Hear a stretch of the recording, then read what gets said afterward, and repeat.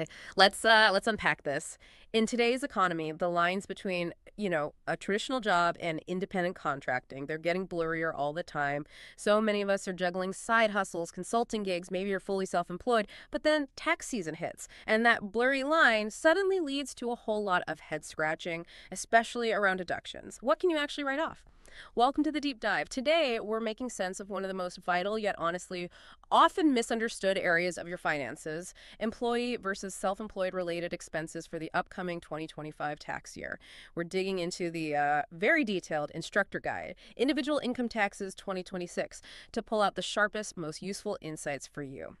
Our mission today, pretty simple, really. Cut through the complexity, avoid that feeling of information overload, and just arm you with practical knowledge so you can make informed decisions and hopefully keep more of your hard-earned money. Yeah, what's really fascinating here is how the tax code treats your expenses so differently based on, well, how the IRS classifies you. Are you an employee or an independent contractor? Yeah. And this isn't just some, technical detail. It's a distinction that can genuinely make or break your deductions for the year. So our goal is definitely to give you that crystal clear understanding, help you avoid leaving money on the table, or worse, making mistakes that could cause problems later. Exactly. Think of this as your shortcut to feeling confident, informed when you're navigating those work-related deductions next tax season. Okay, so here's where it gets really interesting right off the bat. The absolute fundamental question we have to answer is, are you an employee or are you an independent contractor? And like you said, this isn't just a title you pick. It has serious, far-reaching consequences, both for businesses hiring you and for you, the person providing the service. That's absolutely right. And the IRS pays a lot of attention to this classification. From the business side of things, well, they often prefer to treat service providers as independent contractors. Why? Well, it helps them avoid paying for potentially costly fringe benefits, and it significantly cuts down their payroll taxes, things like Social Security, Medicare, unemployment taxes, FICA, and FUTA. But for you, the individual, the stakes are just as high, maybe even higher. Okay, here's a really critical insight for right now. For employees, unless your employer reimburses you under a very specific kind of plan, an accountable plan, almost all your unreimbursed work-related expenses, you're basically useless for tax purposes at the moment, because from 2018 all the way through 2025, most miscellaneous itemized deductions, and that's where employee expenses usually land, they're suspended, gone, no tax benefit. But for independent contractors, those exact same job-related expenses, they're classified as deductions for adjusted gross income, or AGI. You report them on Schedule C, and these are powerful above-the-line deductions. They slash your taxable income directly. Doesn't matter if you itemize or take the standard deduction. So this temporary change, lasting until the end of 2025, it has completely reshaped the whole deduction landscape. Wow. Okay, that is a huge distinction. So, what does this actually mean for figuring out your status? How does the IRS decide? Is it just what your contract says? Not quite. It really boils down to what's called the right to control test. It's all about who controls how the work gets done. Think of it like this. If the business you're working for tells you how to do the job, what tools to use, where to work, when to take breaks, you're probably looking like an employee in their eyes. But if they just say, hey, we need this specific result by this date, and you figure out the how, the when, the where, then you're likely acting as an independent contractor. Other signs pointing towards employee status. Well, if they furnish tools, equipment, a place to work, offer training, let you join their benefit plans, or pay you based on time rather than completed project. Independent contractors, on the other hand, they usually bear more of their own unreimbursed business expenses. They often make their services available to others in the market, and they're typically paid a flat fee per job. Right. And just a practical note, businesses generally have to send you a Form 1099 NEC if they pay you $600 or more as a contractor during the year. And if you're ever really truly unsure about your status, you can actually ask the IRS for an official ruling by filing Form SS8. That can provide some real clarity. Yeah, and just when you think you've got it, there's another layer, what we call statutory classifications. These are set by law. So you have statutory employees. Now, these folks are treated as employees for things like Social Security taxes. But and here's the kicker. They claim their business expenses as deductions for AGI on Schedule C, just like independent contractors. This group includes certain types of drivers, full-time life insurance sales agents, some home workers, and traveling or city salespersons. Then you have statutory independent contractors. This includes people like licensed real estate agents and direct sellers. By law, they're just treated as independent contractors, period, even if some aspects of their work might look like employment. Okay, that really clarifies the foundation, the who you are for tax purposes. Knowing your classification is definitely step one. So now that we know how you're classified, let's dig into what you might be able to deduct, and always keeping that crucial point in mind. For most employees right now, many unreimbursed expenses are, well, off the table due to that suspension. But it's still vital to understand these categories, especially if you are self-employed or if your employer does use one of those accountable reimbursement plans. Absolutely. And understanding these categories helps you spot potential deductions you might otherwise miss. So let's break down the big ones: transportation, travel, education, entertainment, and meals, and then touch on a few other significant expenses like the home office. Okay, let's start with just getting around for work transportation. What's the biggest misunderstanding people have here? It's probably commuting. The cost of going between your home and your main job location. That's generally considered a personal expense, non-deductible, just part of getting to work. However, here's a key exception. If you have a home office, and it genuinely qualifies as your principal place of business under the IRS rules, then driving from that home office to, say, meet a client or go to another work site, that transportation cost can become deductible. It's no longer treated as a non-deductible commute. Ah, okay. That's a good distinction. And if you can deduct car expenses, how do you calculate it? You've basically got two main methods for deducting car expenses. First is the automatic mileage method, or standard mileage rate. It's usually simpler for record keeping. You just track your business miles and multiply by the rate the IRS sets each year. For 2025, that rate is actually pretty generous, 70 cents per business mile. That's up from 67 cents in 2024. And keep in mind, you can still deduct parking fees and tolls in addition to the mileage rate. 70 cents. Wow, that's quite a bit higher than the rates for, say, medical or charitable driving, right? Oh, definitely. The medical rate for 2025 is 21 cents, charitable is 14 cents. The business rate really reflects, well, the higher costs associated with business use. The other option is the actual cost method. This means you track everything: gas, oil, repairs, insurance depreciation, release payments, registration, all that stuff. You then allocate the costs based on your percentage of business use. And a quick, important difference: if you're self-employed, the interest you pay on a car loan used for business, that interest is deductible under the actual cost method. But for employees, nope, not deductible. Okay. And just to be crystal clear, things like parking tickets or speeding fines. Never deductible. Doesn't matter if it happened during business use. Fines and penalties are considered against public policy, so no deduction there. So given those two methods, standard mileage versus actual costs, how do you figure out which one's better for you?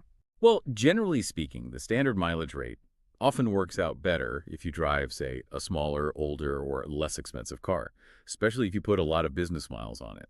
And it's definitely simpler. The actual cost method might give you a bigger deduction if you have a newer or more expensive vehicle, maybe with high depreciation or significant repair costs, but it absolutely requires much more detailed record keeping. You really have to track everything. Okay, that covers daily driving. Now let's talk about those bigger trips traveling away from home for work. You mentioned away from home overnight earlier. That phrase seems really key here. It is absolutely key. Travel expenses are broader than transportation.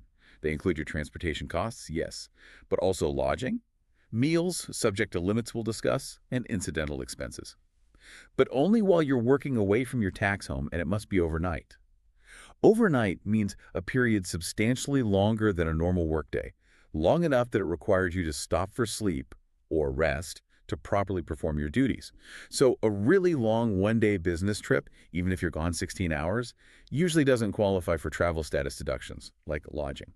Okay, so it's not just distance, it's the need for rest. What about temporary assignments if your job sends you somewhere else for a while? Right. If an assignment is considered temporary, meaning its termination is realistically expected within a reasonably short period, generally less than a year, then your travel expenses to and from that location are deductible. But if the assignment stretches out, or is expected from the start to last longer than 1 year, then that new location typically becomes your new tax home, and your living expenses there, your travel back to your original home, those generally become non-deductible personal expenses. Got it. And what if you mix business with pleasure on a trip? Say, add a weekend vacation onto a business conference. The combined trip. The rules depend on whether the travel is within the U.S. domestic or outside the U.S. foreign. For domestic travel, your transportation costs like airfare are fully deductible only if the primary purpose of the trip is business. You figure that out by looking at the number of business days versus personal days. If it's primarily business, the flight's deductible. Then your meals at 50%, lodging, and other expenses are allocated day by day between business and personal. And if it's primarily pleasure, but you squeeze in a business meeting? Then none of the transportation cost to get there and back is deductible. You can only deduct the specific costs directly related to the business activity you conducted, like maybe a taxi to that meeting and the business meal itself at 50%. Foreign travel has more complex allocation rules for transportation costs, unless the trip meets certain exceptions, like being away 7 days or less than 25% of your time being personal, or you had no substantial control over arranging the trip.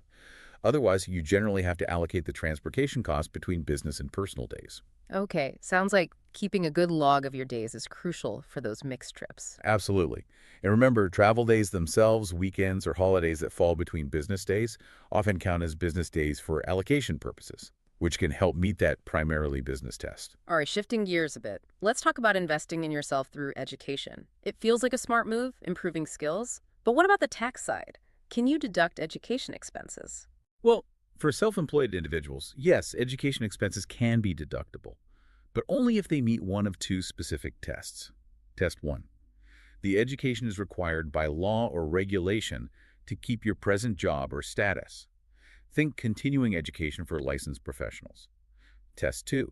The education maintains or improves skills needed in your current job or business. So, course on new software for a graphic designer, for example. But, and this is important, it's not deductible if the education is needed to meet the minimum educational requirements for your current job, or if it qualifies you for a new trade or business. So going to law school, if you're currently an accountant, probably not deductible, right? Because it qualifies you for a new profession. Exactly. That's a classic example. And things like professional qualification exams, like the bar exam or a CPA exam, and review courses for them, also generally not deductible under these rules. And the critical point for employees again. Right, just to hammer this home. For employees, during this 2018 through 2025 suspension period, unreimbursed education expenses, even if they meet those tests, generally not deductible as a miscellaneous itemized deduction. Self-employed is where the deduction potential lies right now. Okay, let's move on to some other big expense areas. The home office deduction. This one feels especially relevant now with so many people working from home. Can you deduct the costs? Yes, you potentially can, but the rules are strict. You need to use a portion of your home exclusively, meaning only for business, no personal use, and regularly as either your principal place of business or as a place where you meet or deal with clients, patients, or customers in the normal course of your business. And here's that major limitation again, just like with education.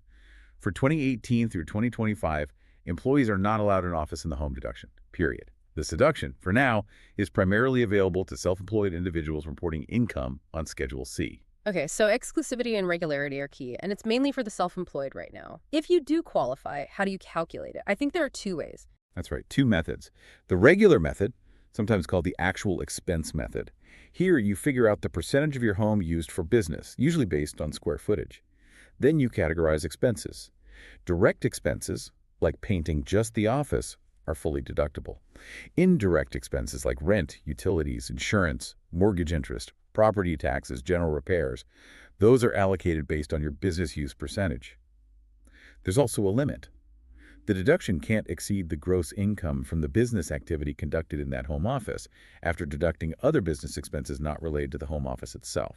It can get a bit complicated with ordering rules and depreciation. Okay, that sounds like it needs some careful calculation. What's the other option? The simplified method, or safe harbor method, much easier. You simply deduct $5 per square foot for the area used exclusively for business, but only up to a maximum of 300 square feet. So the maximum deduction under the simplified method is capped at $1,500 per year, 5 by $300 SQF feet. It dramatically simplifies record keeping, and a nice bonus. You don't have to worry about calculating or recapturing depreciation on your home when you sell it later. So it sounds like the simplified method is way easier, probably less audit risk maybe, but might leave money on the table compared to the regular method if your actual expenses are high or your office is large. Exactly. Simplified is great for convenience, especially if tracking utilities and allocating costs feels overwhelming. But the regular method often yields a significantly higher deduction, particularly if you have high housing costs or a larger dedicated space. It just requires meticulous records. Got it. What about moving expenses? Can you deduct the cost of moving for a new job? Generally, no, not right now. Moving expenses were another casualty of the 2017 tax law changes. From 2018 through 2025, the deduction for moving expenses is suspended for most taxpayers. The only exception currently is for members of the armed forces on active duty who are moving because of a permanent change of station military order. For everyone else, unfortunately, those moving costs are just personal expenses for now. Okay, good to know. Now, entertainment and meals. These rules always seem to be in flux. What's the deal for 2025? Taking clients out. Yeah, they have changed a lot. Here's the current state. For 2025, there is absolutely no deduction allowed for expenses related to entertainment, amusement, or recreation activities. Yeah. Doesn't matter how strong the business connection is. So taking a client to a ball game, even if you talk business the whole time. Nope. The cost of the tickets, zero deduction. Same goes for club dues, country clubs, golf clubs, social clubs. No deduction for those dues, even if used for business. No deduction for facilities used for entertainment, like skyboxes or yachts. Okay, so entertainment is out. What about just providing food and beverages? Business lunches, dinners? Food and beverages are different. They can still be deductible, but generally only at 50% of the cost. For that 50% deduction to apply, the expense must be reasonable, not lavish. You or one of your employees must be present when the food or beverages are served, and it has to be provided to a current or potential business customer, client, consultant, or similar business contact. And if the meal happens during or with an entertainment activity, you have to make sure the cost of the food and beverages is stated separately on the bill or receipt from the entertainment cost. Otherwise, you might lose the meal deduction too. So itemized bills are important there. Are there any exceptions where you can deduct 100% of meal costs? Yes, there are a few narrow exceptions to the 50% limit. Things like expenses for recreational or social activities primarily for the benefit of your employees, like a company picnic, or meals provided as part of employee training at an off-site location, those can sometimes be 100% deductible. And what about business gifts? Giving something to a client? Business gifts have a very strict limit. You can only deduct $25 per recipient per year. That limit hasn't changed in decades. So that fancy $100 gift basket, you can only deduct $25 of its cost. Wow, $25. Okay. We've covered a lot of specific expenses, but let's shift to something really significant, often a game changer, especially for self-employed folks and small business owners. The Qualified Business Income Deduction, usually called QBI. This sounds like a fantastic break, maybe one of the biggest to come out of recent tax changes, but I sense there might be some complexity here, maybe some catches. You said correctly. The QBI deduction is indeed a big deal, but it definitely comes with rules and limitations. Its purpose was essentially to give tax relief to pass-through businesses, sole proprietors, partners, and partnerships as corporation shareholders after the corporate tax rate was drastically cut, kind of leveling the playing field. But here's the first big caveat. It's currently temporary. It was enacted as part of the 2017 Tax Cuts and Jobs Act and is set to expire at the end of 2025, unless Congress acts to extend it or make it permanent. We just don't know yet. The basic idea is you might be able to deduct up to 20% of your qualified business income. However, there's an overall limitation. The deduction can't be more than 20% of your modified taxable income. It's basically your taxable income before the QBI deduction, adjusted for any net capital gains. Okay, 20% sounds great, but what exactly counts as qualified business income in the eyes of the IRS? Is it just your profit? Not quite everything. QBI is essentially the net amount of qualified items of income, gain, deduction, and loss from any of your qualified trades or businesses conducted in the U.S. It's generally your ordinary business income, less ordinary business deductions. But just as important is what it doesn't include. QBI does not include things like most capital gains or losses, dividends, most types of interest income. It also doesn't include reasonable compensation paid to you as an S-Corp owner-employee or guaranteed payments made to a partner for services rendered to the partnership. Those amounts are treated differently. All right, so ordinary income from a qualified trade or business. What makes a business qualified? Is any business okay? For most taxpayers with income below certain thresholds, yes, the definition of a qualified trade or business, QTB, is pretty broad. It's generally any trade or business other than the trade or business of performing services as an employee. There's even a specific rental real estate safe harbor. A rental activity can often be treated as a QTB if you meet certain requirements. Keeping separate books and records, performing at least 250 hours of rental services per year, like repairs, collecting rent, managing, and maintaining contemporaneous records documenting those hours. 250 hours, okay. But does that safe harbor apply to, say, renting out your vacation home sometimes? No, good question. It specifically doesn't apply if you use the property as a personal residence for more than 14 days during the year. And it also excludes triple net leases, where the tenant is responsible for almost all the costs, like taxes, insurance, and maintenance. Those usually aren't considered active enough to be a QTB under the safe harbor. Okay, so below certain income levels, it seems pretty broad, but you mentioned thresholds. This sounds like where the gotchas come in, especially for higher earners or certain types of businesses. Exactly. Once your taxable income before the QBI deduction goes above specific thresholds for 2025, those are $394,600 for married filing jointly and $197,300 for single and head of household taxpayers, then two major limitations can kick in and potentially reduce or eliminate your QBI deduction. Okay, what's the first limitation for those higher earners? The first is the W-2 wages capital investment limit. If your income is above the threshold, your QBI deduction for a specific business is capped. It can't exceed the greater of two amounts, either 50% of the W-2 wages paid by that business or 25% of the W-2 wages plus 2.5% of the unadjusted basis immediately after acquisition UBIA of qualified property used in the business. Whoa, okay. W-2 wages plus basis of property, that sounds like it could really impact businesses that don't have many employees but have a lot of assets, like maybe some types of real estate investors. Precisely. It's very relevant for capital-intensive businesses or landlords with significant property value, but few or no W-2 employees. They might rely more on that 2.5% of property basis part of the calculation. Okay, that's one limitation. What's the second big one for higher earners? The second limitation concerns the type of business you're in. If your income is above those thresholds, income from what's called a specified service trade or business, or SSTB, is generally excluded from qualifying for the QBI deduction. The deduction phases out and then disappears completely for SSTBs once you're above a certain income range. Specified service trade or business, SSTD. What kind of businesses fall into that category? Think fields where the principal asset is really the reputation or skill of the employees or owners. The law lists things like health, law, accounting, actuarial science, performing arts, consulting, athletics, financial services, brokerage services. So doctors, lawyers, accountants, consultants, if their income is high enough, they might not get the QBI deduction. That's generally the case, yes. The phase-out starts at the threshold I mentioned, and the deduction is fully eliminated for SSTBs.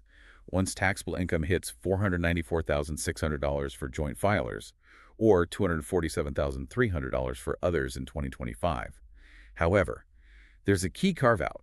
The law specifically says that engineers and architects are excluded from the definition of an SSTB. So even if their income is high, they can still potentially qualify for the QBI deduction, though they'd still be subject to that W-2 wage capital investment limit we just discussed. Ah, that's interesting. Good news for engineers and architects. Is there any leeway if a business kind of does some consulting but mostly does something else? Yes, there's a de minimis rule. A business won't be treated as an SSTB just because it provides a small amount of specified services.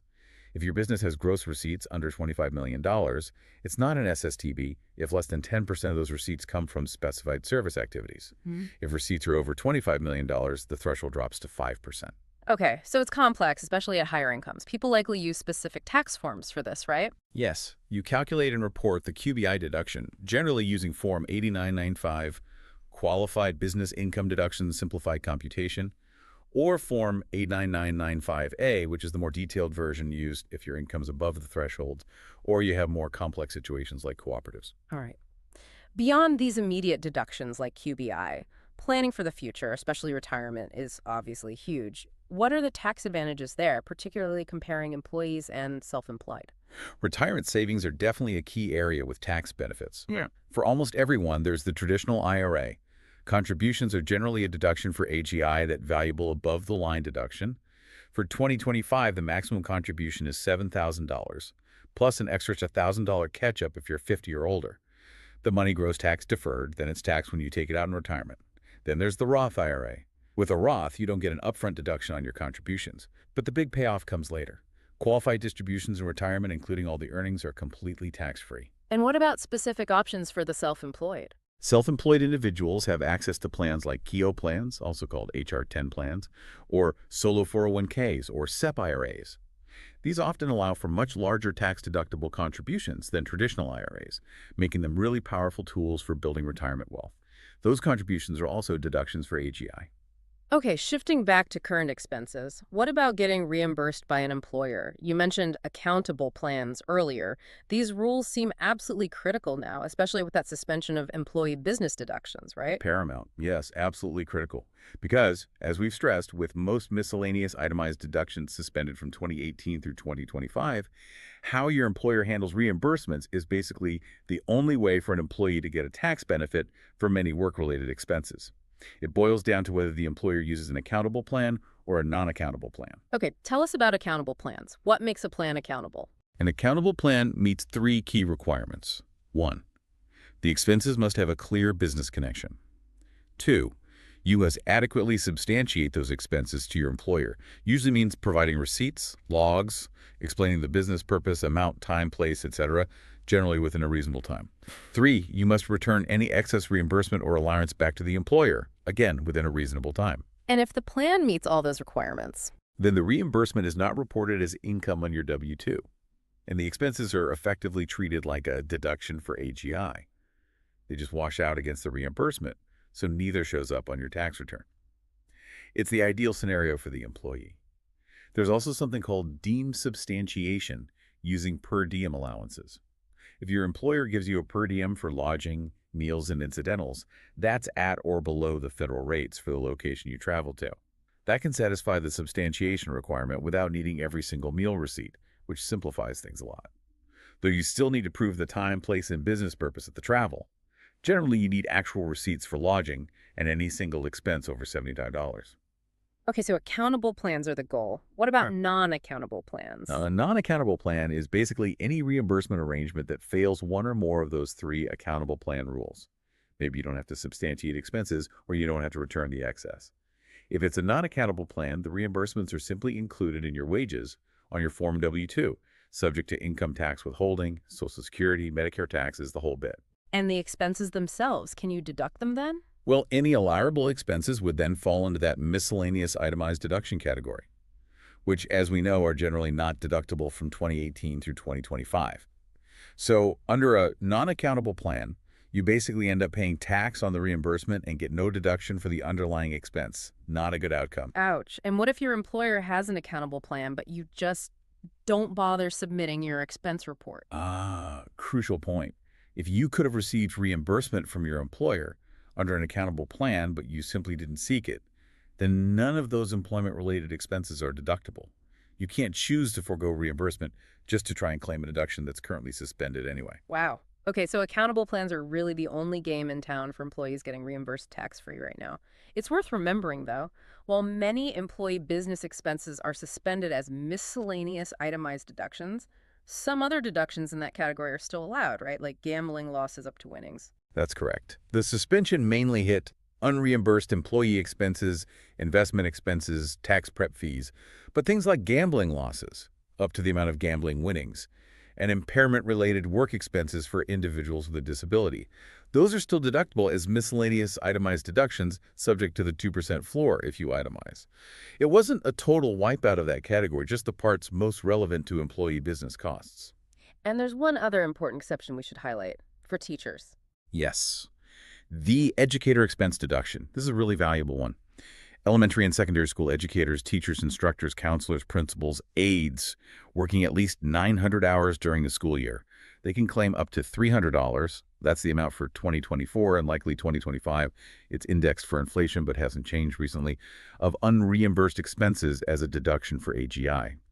This covers things like books, supplies, computer equipment, software, professional development courses, even supplementary materials used in the classroom. And importantly, it also includes protective items to prevent the spread of COVID-19. It's an above-the-line deduction, so they get it whether they itemize or not, even during the suspension period for other employee expenses. It's a small but important benefit. $300. Okay, that's good to know. So we've covered a ton of ground here. Bringing it all together, what does this really mean for you, the listener, as you plan for your taxes and your financial future? What are the biggest takeaways? I think the first big takeaway is to really understand your employment status employee versus independent contractor. Carefully weigh the pros and cons. Self-employment offers those valuable for AGI deductions right now, which is huge given the employee expense suspension. But it also means paying both halves of self-employment tax, Social Security, Medicare, and dealing with more complex record-keeping and tax filings. And related to that, Be aware that the IRS is very focused on misclassification. Businesses can face significant penalties if they wrongly treat employees as independent contractors. There are programs like Section 530 Relief or the Voluntary Classification Settlement Program that can help businesses correct past errors, but prevention is key. Okay, status is number one. What else? Number two, and we've hit this hard, but it bears repeating, meticulous, contemporaneous record keeping is absolutely non-negotiable. For transportation, travel, meals, home office, all business expenses, keep logs, keep receipts. Without proof, the deduction doesn't exist in the eyes of the IRS. Use apps, spreadsheets, whatever works, but do it consistently. And third, think about strategic planning where you can. For instance, with combined business and pleasure travel, like we discussed. If you can structure your trip so that business days bookend a weekend, you might maximize the number of days allocated to business for deducting costs like lodging and meals. Think ahead. Great summary. So recapping the big insights from our deep dive today. Your employment classification. It dictates everything. It's step one. That temporary suspension of most unreimbursed employee business deductions through 2025.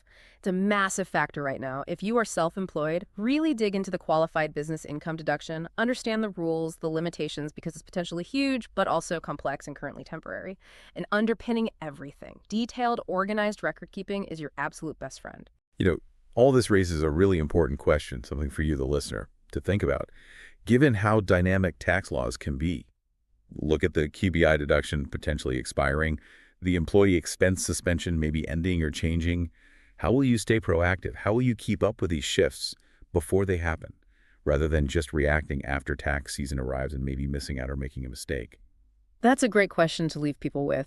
Thank you for joining us on this deep dive into the often tricky world of employee and self-employed deductions. We really hope this has armed you with the knowledge you need to navigate your taxes with more confidence and make smarter financial decisions. The world of taxes, yeah, it can feel dense, maybe a little intimidating, but understanding these critical distinctions, it can genuinely make a huge difference to your bottom line. So keep digging, keep asking questions, and keep empowering yourself with knowledge.